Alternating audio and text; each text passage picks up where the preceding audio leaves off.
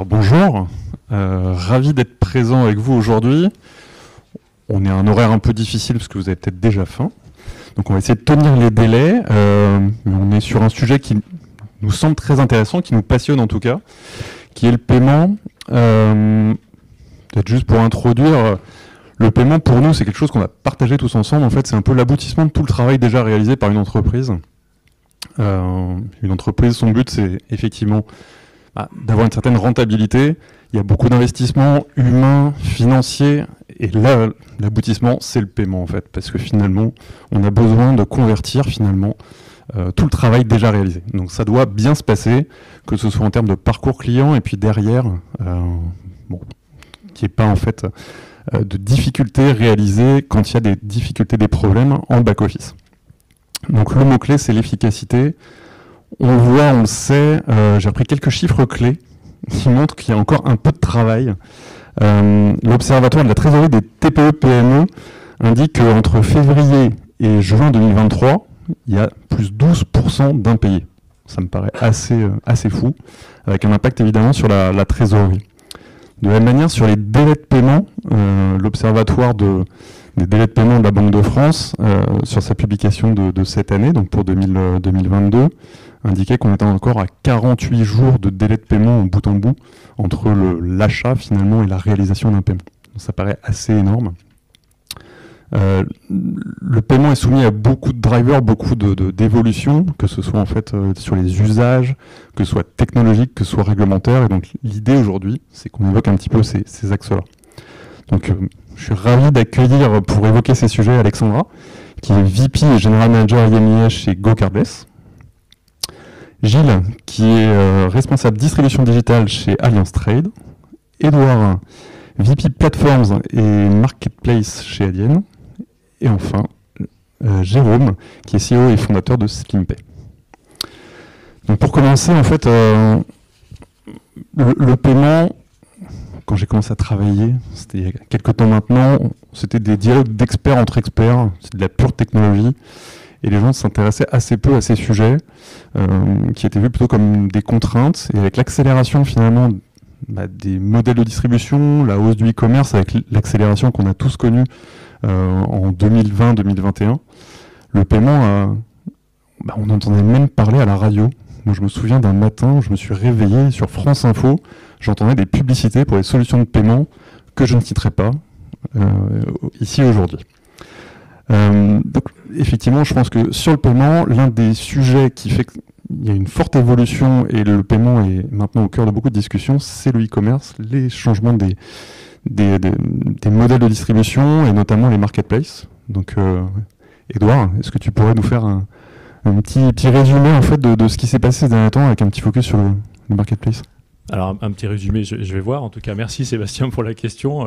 Je suis ravi d'être là aujourd'hui pour parler de ce sujet qui effectivement nous passionne tous, mais en fait surtout qui nous concerne tous. Qu'on le veuille ou non, on paye quand même plusieurs fois par jour.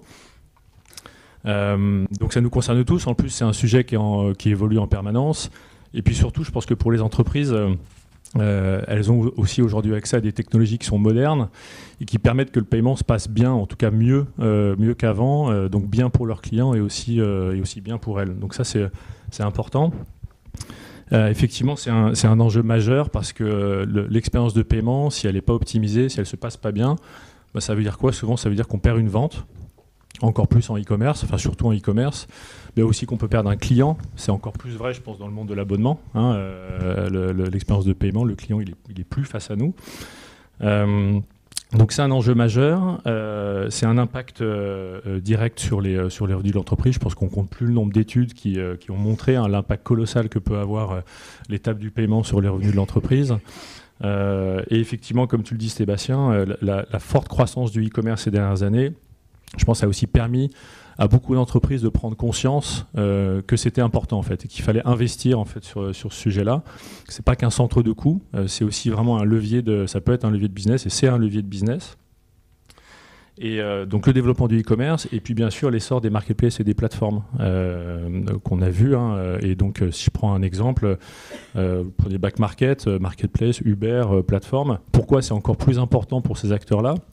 c'est que ces acteurs, en fait, ils ont finalement deux populations à satisfaire. Ils ont les acheteurs qui, eux, évidemment, cherchent une expérience de paiement qui est personnalisée, qui est rapide, qui est sécurisée, parce que sinon, ils iront dépenser leur argent ailleurs. Et puis les partenaires ou les vendeurs qui, eux, quand même se reposent beaucoup sur ces plateformes pour trouver des clients et pour développer leur activité. Donc finalement, elles font confiance au fait que la plateforme choisit et met en place les bonnes solutions de paiement pour qu'elles puissent recevoir des paiements. Mais c'est aussi le fait qu'elles attendent aussi de ces plateformes d'être reversées rapidement. On parle de trésorerie, voilà, c'est super important. Donc vraiment, en fait, le paiement doit être au centre de toutes les attentions, parce que si c'est pas le cas, je pense que le vrai risque, c'est qu'en fait tous les investissements que vous faites en amont pour gagner des clients peuvent être vraiment réduits à néant. Ouais, c'est clair, je suis tout à fait en phase avec toi. Gilles, ta société travaille aussi dans cet écosystème-là et fournit en fait, notamment aux acteurs des marketplaces et du e-commerce, des solutions qui permettent de sécuriser les paiements. Donc ça vaut le coup certainement que tu nous évoques en fait un peu les enjeux sur les acteurs de cet écosystème. Oui, volontiers Sébastien. Donc c'est vrai que Edouard a déjà évoqué un certain nombre d'enjeux liés au paiement qui sont hyper importants, et je rajouterais juste sur ce qu'a dit Edouard finalement le principe de pick and rules dans notamment le e-commerce, c'est-à-dire pour ceux qui connaissent pas, c'est finalement lié à la psychologie comportementale du consommateur qui va en fait juger une expérience d'achat non pas sur l'ensemble des étapes de paiement, enfin des étapes même de l'achat, mais sur certains points précis des étapes et notamment ceux de l'acte de paiement. C'est-à-dire qu'il va se baser beaucoup plus sur l'expérience qu'il a à la fin et donc à l'acte de paiement. Ça peut vraiment être un irritant. Ça peut être un irritant, donc c'est un peu le principe de finir sur une bonne impression. Chez Alliance Trade, nous, on s'intéresse particulièrement aussi à ces enjeux et à l'explosion du e-commerce et des marketplaces. On est finalement un observateur privilégié, mais également un acteur qui est dans l'accompagnement et dans la sécurisation des paiements entre entreprises, puisque en fait, on garantit chaque année plus de 200 milliards d'euros de transactions commerciales à crédit. Et en fait, on a vu cette explosion du e-commerce et des marketplaces, vraiment, même ces 3 dernières années, avec des entreprises, des clients qui sont venus nous voir, de toute taille et sur tout secteur d'activité, et qui ont eu le souhait d'investir ou d'ouvrir leur canal de vente en ligne e-commerce, marketplace, pour développer leurs ventes et également pour créer des marketplaces avec un espace de confiance pour que les ventes se développent. Et en fait, on a eu des clients, des entreprises qui ont fait face vraiment à des nouveaux enjeux et une complexité surtout dans la mise en place de ces sites e-commerce et ces marketplaces, parce que complexité, beaucoup de données, beaucoup de clients potentiels, variés, lointains. Et je prendrai que 2 grandes problématiques qui reviennent, et peut-être qu'on pourra évoquer un petit peu plus par la suite. C'est à la fois la gestion de la fraude et l'identification des comptes clients, et également donc avec toutes les problématiques de réglementation, de conformité, et puis également toute la partie gestion du paiement à crédit, donc gestion du risque client, qui est aujourd'hui en fait une norme dans l'achat B2B, et finalement les acheteurs qui sont arrivés sur les sites e-commerce ont voulu retrouver ces modes de paiement et ces délais de paiement, et donc les sites e-commerce ont dû s'adapter. Et comment on s'adapte ? Eh bien, justement, il y a à traiter un certain nombre de données et surtout à prévoir le risque. Et c'est là aussi où nous, on a dû évoluer. On a dû, face à ces changements de business model, transformer aussi notre façon de distribuer de l'assurance. On a pour ça digitalisé des parcours assurantiels. On a apporté des briques de services par API au site e-commerce et au marketplace sur des aspects de scoring, d'assurance, de recouvrement et d'indemnisation. Et ce qui permet à ces plateformes de vente en ligne d'intégrer ces services et de venir consommer à l'usage et à la demande ces services qui leur permettent d'opérer au checkout ces paiements différés. Et ça, c'est une des approches qu'on a eues. L'autre approche, c'est de se dire, il y a aussi des briques à aller chercher, c'est des acteurs de la FinTech par exemple, sur la gestion de la fraude, sur le KYC. C'est pour ça qu'on a monté un certain nombre de partenariats avec ces acteurs innovants. On a continué à enrichir notre offre de services pour ces sites e-commerce. Et en ça, on s'aperçoit aussi que ce qui est intéressant, c'est que les FinTech aussi viennent nous voir pour intégrer cette brique assurantielle et proposer du paiement différé garanti. Et ça, en cela, ça représente aussi une innovation sur le marché. Merci Gilles. Comme le disait Édouard, je pense que la technologie fait beaucoup maintenant. Vous avez évoqué les sujets d'évolution des systèmes de distribution. Effectivement, il y a longtemps, le e-commerce, les gens s'y lançaient et c'était juste pour vendre leurs propres produits. Les marketplaces sont arrivés comme vecteurs de vente pour élargir en fait le périmètre de vente, l'audience. Ce qui évolue aussi beaucoup, c'est les usages. C'est quelque chose qui est très nouveau. Donc là, Alexandra. On voit de plus en plus de paiements, alors surtout en fait sur du C2B, mais aussi sur du B2B, sur du paiement à l'usage, sur des abonnements. Toi, de ton côté, tu travailles de façon assez poussée sur des sujets de prélèvement. Est-ce que tu pourrais nous faire un retour d'expérience, avec notamment un focus sur le B2B ? Oui, complètement. Alors, effectivement, il y a beaucoup d'entreprises qui se sont lancées sur le système d'abonnement parce qu'on voit que les gros succès de la tech en général récemment, c'est souvent des plateformes. Donc, on peut parler des Netflix, des Uber, etc. Et finalement, ce système de facturation à l'abonnement est très séduisant pour une entreprise puisque c'est un revenu qui est prédictible et ce qui permet aussi d'avoir une certaine sécurisation de sa trésorerie. Donc, forcément, ça a beaucoup séduit et donc on a vu qu'aujourd'hui... C'est ce qui peut intéresser des gens présents aujourd'hui. Voilà, ce qui intéresse beaucoup de monde en général. Et donc, c'est vrai que c'est un système qui a beaucoup séduit, ce qui fait que beaucoup d'entreprises de services, mais pas que ce soit en B2B ou même en B2C, finalement, choisissent le système d'abonnement. Et donc, qui dit abonnement ensuite, dit problème de facturation et sécurisation des paiements de ces abonnements-là. Et c'est vrai que du coup, nous, on se spécialise sur tout ce qui est paiement récurrent, donc qui dit abonnement. Et ce qui est intéressant, c'est de pouvoir avoir des outils intégrés de bout en bout quand on se lance sur ces systèmes d'usage, effectivement, qui sont de plus en plus répandus dans tous les secteurs, d'être capable d'avoir une flexibilité dans la facturation et donc le paiement de ces abonnements, parce que le prix n'est pas toujours fixe, les usages peuvent évoluer, on le voit tous au quotidien dans nos différents abonnements, la consommation évolue, d'avoir aussi une plus grande transparence et visibilité de ces paiements-là pour pouvoir ensuite potentiellement aller mieux les chercher et aussi pour pouvoir évoluer sur tout ce qui est, on a parlé un petit peu, on en reviendra peut-être un peu plus tard, sur tout ce qui est évidemment prévention de la fraude. Je reviens sur la sécurisation de la trésorerie, mais c'est quand même très important aussi, puisque souvent quand on est dans une relation de longue durée, quand on ne sécurise pas ces paiements d'un abonnement, on a tendance à avoir des utilisateurs progressivement disparaître, et c'est dommage parce qu'effectivement, Laurent parlait tout à l'heure aussi, on investit énormément, que ce soit en B2B, en B2C, pour toujours faire l'acquisition de nouveaux clients. Si on n'est pas capable d'avoir une traçabilité assez précise de ces paiements-là, c'est dommage parce qu'au bout du final, c'est le paiement qui n'est pas sécurisé et du coup, on perd des clients qu'on a énormément investi pour acquérir. C'est un vrai enjeu de rétention après sur l'abonnement. Jérôme, quand on a préparé, tu évoquais beaucoup la distinction entre du paiement en mode pull et push. Donc c'est un concept qui moi me parle beaucoup, pas forcément peut-être à tout le monde. Est-ce que tu pourrais nous expliquer un peu ça ? C'est un peu pour vulgariser, mais effectivement, donc on voit que dans des logiques d'abonnement, on va être tenté de mettre en place du prélèvement, donc ce qu'on appelle nous des logiques de pool, c'est-à-dire qu'en fait c'est le bénéficiaire qui va venir initier le paiement et le mettre en place pour être payé.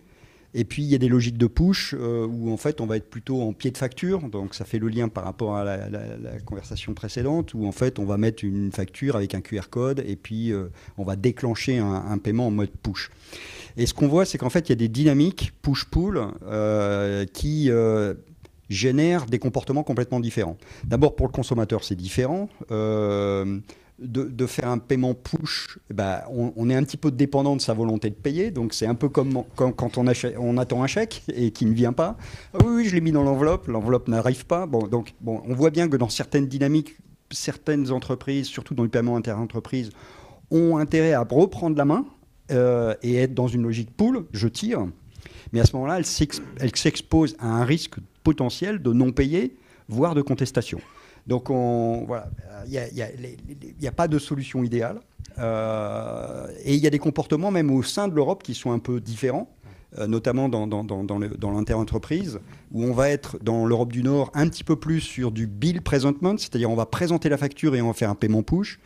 Et dans l'Europe du Sud, France compris, où on va être ce qu'on appellerait, nous, du peace of mind payment, c'est-à-dire que vous avez la confiance envers un certain nombre de vos fournisseurs et vous leur faites confiance de venir tirer dans votre compte Bien sûr, vous avez des capacités de contestation, etc. Mais vous grosso modo, pour des paiements que vous faites pour votre site web, vos référencements, vos liens, etc., vos liens payants, vous faites relativement confiance à votre prestataire de venir tirer dans votre compte. Et à ce moment-là, ça ne déclenche pas en fait tout le problème de suivi du paiement. Ça dépend aussi beaucoup des secteurs d'activité finalement. Voilà, donc ça dépend du secteur, ça dépend de la relation entre la marque et ses clients.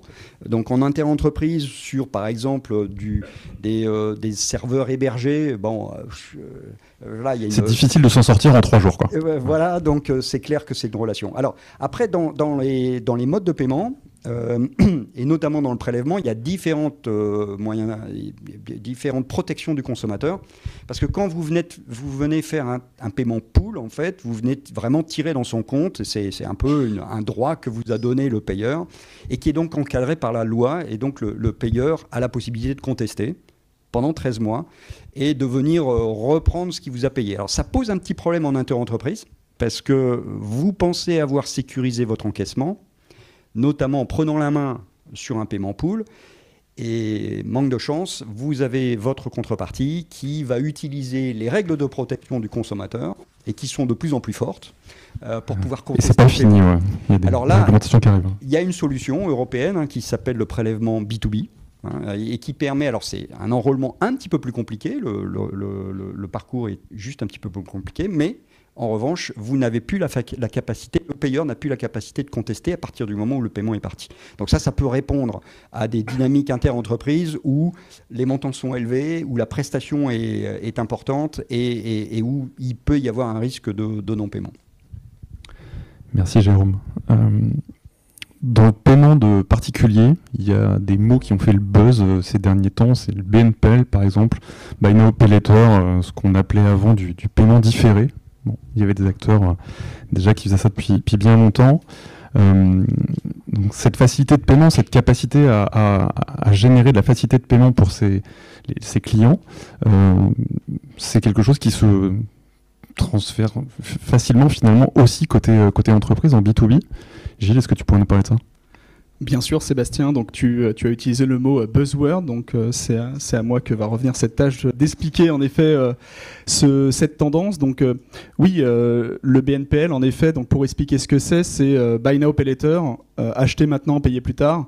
C'est en quelque sorte une facilité de paiement qui est proposée par un marchand à ses clients, ses consommateurs, avec des facilités de paiement en fractionné, en différé. Alors on est plutôt sur du crédit court terme, moins de 90 jours. Comme tu l'as dit, ça a fait le buzzword, c'est une tendance qui a explosé vraiment dans le B2C, à la faveur finalement du développement, d'explosion, que ce soit des outils de scoring, de l'open banking, et des acteurs de la fintech qui sont venus disrupter des acteurs traditionnels avec une nouvelle proposition de valeur en venant casser les codes. On pense tous par exemple à des acteurs comme Klarna ou Affirm, et donc qui ont vraiment révolutionné la façon dont on vient proposer des paiements à crédit, des paiements fractionnés. Aujourd'hui dans le B2B, on peut dire que c'est un marché qui s'accélère, qui n'est pas encore mature. En B2B, c'est la possibilité en effet pour un acheteur d'avoir une proposition de paiement à crédit, donc voilà, garder de la trésorerie. Côté marchand, c'est aussi la possibilité d'avoir une avance de fonds à la commande, donc un paiement comptant, donc c'est sécuriser sa trésorerie, donc c'est assez efficace des deux côtés. Comme je disais, c'est en train d'accélérer, c'est pas tout à fait mature, on voit qu'il y a une concentration des acteurs du marché. Il y a quand même un certain nombre de barrières à l'entrée pour aller sur ce marché, pour des acteurs, que ce soit traditionnels ou innovants, parce qu'il y a une courbe d'apprentissage qui n'est pas forcément évidente. Il y a un certain nombre de points de friction, il faut bien connaître la data, il faut bien connaître les marchés, il faut bien connaître les segments de marché, les clients, les différents secteurs d'activité, parce que tous les comportements ne sont pas les mêmes. Et donc, finalement, on est à l'intersection du paiement, du crédit, du financement, donc c'est un vrai métier. Et aujourd'hui, donc, Allianz Trade, qui a une vraie expertise sur le crédit, accompagne justement dans le développement du BNPL. Donc ça, aujourd'hui, c'est une proposition de valeur qu'on met en place. Donc voilà, c'est encore aujourd'hui en train d'accélérer et il y a déjà des marchands aujourd'hui qui ont opté pour cette solution et qui en fait va booster pour eux les ventes. C'est une proposition de valeur qui permet d'augmenter les paniers d'achat, de fidéliser, d'apporter quelque chose et surtout c'est un paiement ultra fluide. L'objectif c'est de régler très rapidement et d'avoir la meilleure expérience possible. Oui, comme tu le disais, ce qui est complètement nouveau, c'est que ça s'intègre dans l'acte d'achat. Si finalement c'est celui qui va être payé de proposer cette facilité et dans un parcours complètement digital basé sur de la donnée qui peut être récupérée.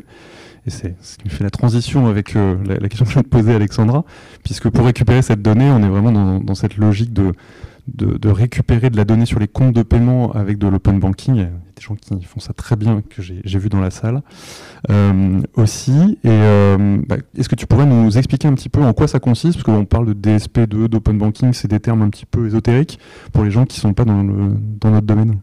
Open banking, c'est pareil, je pense que c'est un peu un buzzword qui veut un peu beaucoup dire choses et en même temps pas grand-chose. Mais déjà sur la maturité, parce que l'enjeu de l'open banking aussi, c'est la connectivité. Parce qu'on est obligé d'avoir une grosse couverture pour pouvoir être impactant quand on propose des solutions d'open banking. Donc la maturité, elle progresse, on n'y est pas encore totalement.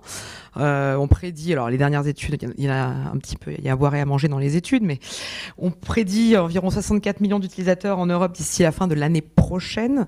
Donc ça progresse. Il y a pas loin de 50% des utilisateurs de l'open banking dans le monde qui sont en Europe. Donc on voit qu'il y a une progression, mais cette ouverture, je dirais, permet pas mal de choses. Tout à l'heure, Jérôme parlait du fait qu'on ne puisse pas contester aussi des paiements. C'est vrai que c'est un vrai enjeu, surtout pour le B2B, pour sécuriser. Par exemple, l'open banking, du fait qu'on peut faire de l'initiation de paiement et qu'il y a une sécurité renforcée puisqu'on se connecte directement au compte en banque, permet de faire de l'initiation de paiement et donc des paiements instantanés éventuellement, qui ne peuvent pas être contestés non plus. Donc c'est aussi des choses qui peuvent être explorées, qui peuvent être intéressantes, que ce soit du B2B ou du B2C finalement, mais de se prémunir contre éventuellement ces contestations futures.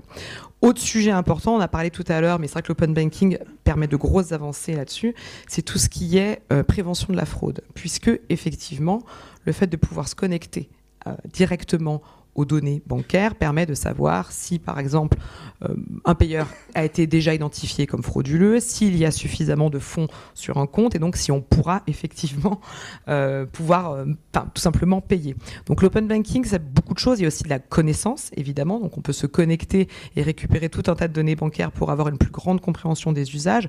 Donc après, les usages sont assez large. Mais en tout cas, sur le côté paiement B2B, je dirais que les axes majeurs, c'est pouvoir déjà l'instantanéité du paiement, l'initiation du paiement, se prémunir potentiellement des contestations et se prémunir de la fraude.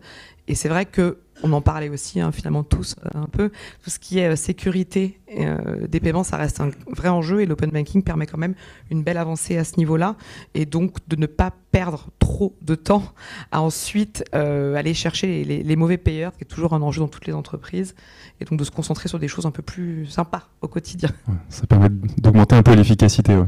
Mais justement, Jérôme, je voudrais juste compléter un peu, puisque en fait, notre société SlimPay vient de rejoindre le groupe Trustly, qui est un groupe international d'origine suédoise, mais qui opère principalement de l'open banking, et donc une maturité qui est peut-être un petit peu plus en avance que la France.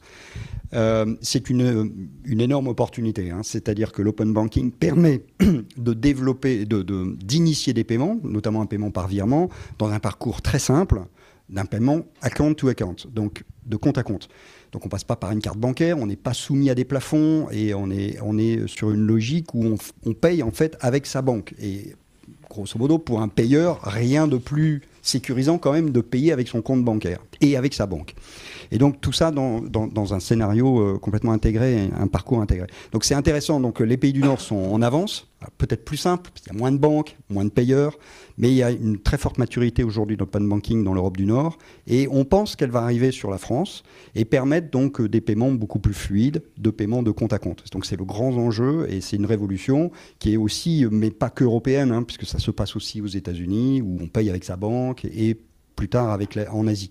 Donc c'est vraiment une transformation des parcours avec finalement ce qu'on a en main, ce qui est son compte bancaire, et de payer avec son compte bancaire. Donc on y croit très fortement. Tu peux peut-être nous faire un petit focus sur quelques cas d'usage finalement de l'open banking, de l'initiation de paiement ? Bah oui, donc je vous les ai déjà un petit peu dit en fait en filigrane, c'est dès qu'on est contraints avec des plafonds de cartes bancaires, puisqu'en fait une carte est souvent plafonnée pour des problèmes de crédit, et donc on a un souci. Donc particulièrement, ça peut être sur des paiements de grands montants, des compagnies aériennes ou des voyages, voire même donc des paiements interentreprises. On va avoir un problème avec la carte, on va devoir payer avec plusieurs cartes. C'est quand même pas très pratique. Et donc là, on voit bien que l'initiation de paiement répond aux besoins. On est aussi sur des dynamiques de récurrence, puisque la carte bancaire, forcément, dans une dynamique de récurrence, c'est pas top. On a des problèmes de changement, changement du code, de changement de la carte, etc., qui font que, en fait, la durée de vie d'un consommateur de payeur est beaucoup plus longue quand il paye finalement avec son compte bancaire qu'avec un autre outil de paiement. Donc c'est un autre exemple où on est très pertinent dans du paiement de compte à compte. Et des enjeux d'automatisation aussi. Moi j'ai en tête aussi c'est quelque chose dont on oublie effectivement assez souvent. C'est souvent on parle de paiement et on oublie que le paiement il doit être intégré dans quelque chose. Et en fait effectivement le paiement c'est pas un outil tout seul. Il est intégré à un CRM, à un billing system. Et en fait, le grand enjeu pour une entreprise, c'est d'automatiser tout ça. Parce que si c'est pour travailler avec sa banque, recevoir des fichiers PDF et d'avoir une multitude de petites mains qui va travailler les fichiers pour que tout ça se passe bien, bon, c'est pas optimal. Donc aujourd'hui, le paiement doit être complètement intégré. Et si vous réfléchissez à revoir votre chaîne liée au paiement, il faut la concevoir dans une intégration totale avec votre ERP, votre CRM, votre billing system. Et nous, on travaille tous dans cette direction, je pense. Merci beaucoup. On en a parlé au tout début, le paiement, c'est récupérer une contrepartie financière de tout le travail réalisé, et c'est quelque chose qu'il faut absolument sécuriser. Il y a un enjeu d'optimisation de la trésorerie, de disponibilité des fonds. Édouard, je pense que c'est un sujet qui te parle. Est-ce que tu peux nous en dire deux mots ? Oui, bien sûr. Je vais essayer d'éviter d'enfoncer des portes ouvertes. Je pense que la trésorerie, c'est évidemment un sujet central, qui est même souvent un sujet de survie pour les entreprises. Nous, notre mission, c'est de permettre aux entreprises, évidemment, en fait, de réaliser leurs ambitions, notamment financières, grâce à une gestion optimisée des paiements de leurs clients. Donc, par exemple, quand une entreprise nous confie l'acquisition de ces paiements, c'est-à-dire la collecte des fonds, un des éléments clés, c'est au-delà de l'expérience paiement, de la diversité des moyens de paiement, etc., c'est le délai de reversement. À quelle rapidité on peut leur mettre à disposition leur trésorerie. C'est critique. Si on prend un exemple, imaginez que vous êtes un trésorier, je pense qu'il y a peut-être des trésoriers dans la salle, trésorier d'une entreprise internationale. Si vous pouvez avoir accès en fait à une vue centralisée, une vue unifiée de tous les paiements de vos clients, quel que soit le pays, quelle que soit la devise, avec une source de reversement qui est unique et homogène, quels que soient les pays, ça a beaucoup de valeur. Je pense que vraiment en termes de pilotage de votre trésorerie, c'est très important. Donc, ce qu'on voit pour ces entreprises qui peuvent être internationales et de taille importante, je pense que c'est encore plus vrai pour les entreprises plus petites, les petites structures, qui elles aussi ont un besoin fondamental d'un accès simple et rapide à leur trésorerie, au reversement quand elles acceptent des paiements. Deux chiffres que j'ai notés en fait d'une étude du BCG auprès de petites entreprises. Dans le secteur de la restauration, je crois que c'est 67% des petites entreprises qui sont très intéressés, qui sont en demande en fait de reversement qui soit quasi immédiat en fait. Donc ce que je vends aujourd'hui, je fais mon service du midi, si je peux recevoir ma trésorerie tout de suite, ça va vraiment m'aider parce que la trésorerie elle est tendue, on est dans une crise des liquidités et 94% de ces entreprises en fait aimeraient pouvoir avoir accès à des avances de trésorerie instantanées pour les aider à se développer. C'est-à-dire un peu cette notion de push-pull, c'est-à-dire plutôt que d'avoir à faire la demande une avance de trésorerie qui peut prendre du temps et qui souvent va être refusée, en fait, si on peut nous pousser vraiment instantanément une avance de trésor pour rénover son activité ou autre, c'est très important. Pour autant, ces petites entreprises, elles n'ont pas les ressources en fait pour aller s'intégrer avec des plateformes de paiement qui sont très flexibles, comme peuvent le faire les grandes entreprises. Ce qu'elles recherchent, c'est des solutions qui soient plug and play. Et c'est ce que tu disais aussi, Jérôme. Je pense que la clé aujourd'hui, c'est l'intégration en fait de ces services financiers dans les solutions qu'elles utilisent.